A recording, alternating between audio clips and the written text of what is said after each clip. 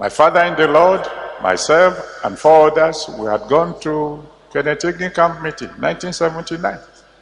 We stayed in an hotel called Mayo Hotel in Tulsa. Then one morning, my father in the Lord called all of us to his room, told us that he would be going to heaven very soon, and that I will be succeeding him.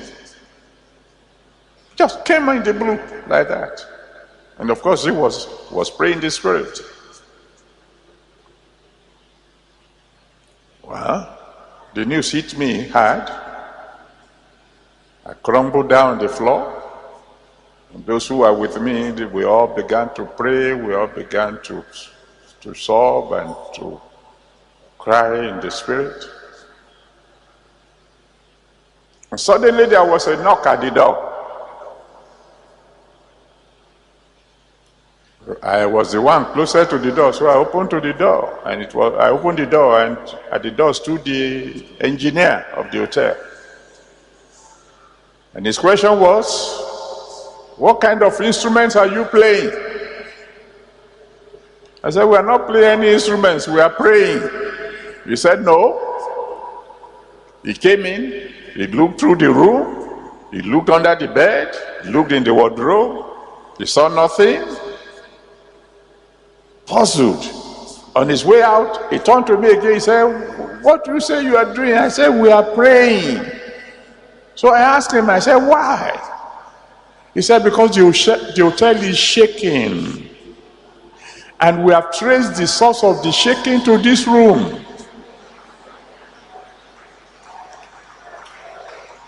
We prayed, and the hotel shook.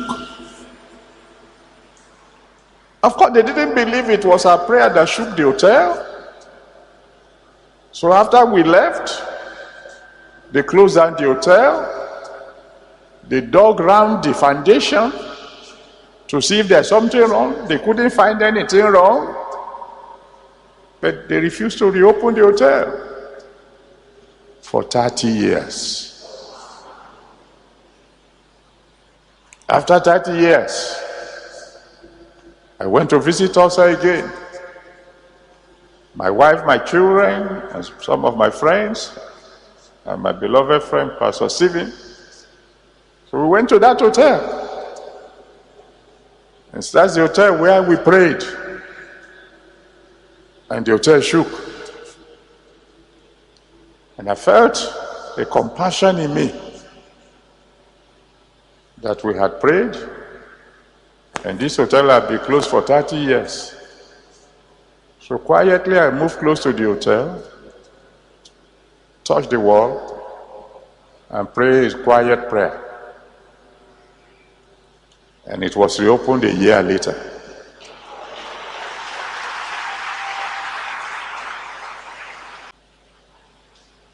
And it wasn't long after that that I began to see. The first thing I saw, we were going to workers' meeting. I've just joined the workers there. And I went to the toilet to ease myself. As I sat on the toilet seat, suddenly the door of the toilet became like a screen. And I saw on the screen the headquarters church. Service was going on. Everything was normal. And then at a stage, the door of the vestry opened, and the man who was going to preach and the man who was going to interpret came out of the vestry where they had been praying, evidently. And they went to the altar, conducted the service, and there was a mighty outpouring of the power of God. And the vision disappeared. And then I realized I was in the toilet. I've seen something. Soon as I got to the church, I went to my father in the Lord, excited. "Daddy, I saw something today." I told him what I saw. And the old man put his two hands on his head and said, "Oh God." I was afraid. What's the trouble now? Then he called the pastors then, about 2 or 3 of them. Come, come, come. They all came. He told me to repeat what I said I saw. I repeated it. And the old man said, "Son, at the beginning of this church, that's what we used to do. Whoever is going to preach, whoever is going to interpret, will be in the vestry praying until it is time for them to come and preach. But we stopped years ago. God had shown me something that was missing in the church.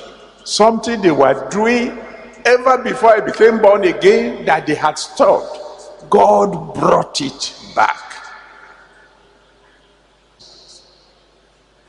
And my desire for miraculous provisions was heightened when my father-in-law shared his own testimony, which some of you older ones know. How at the beginning of the church, when things were very tough,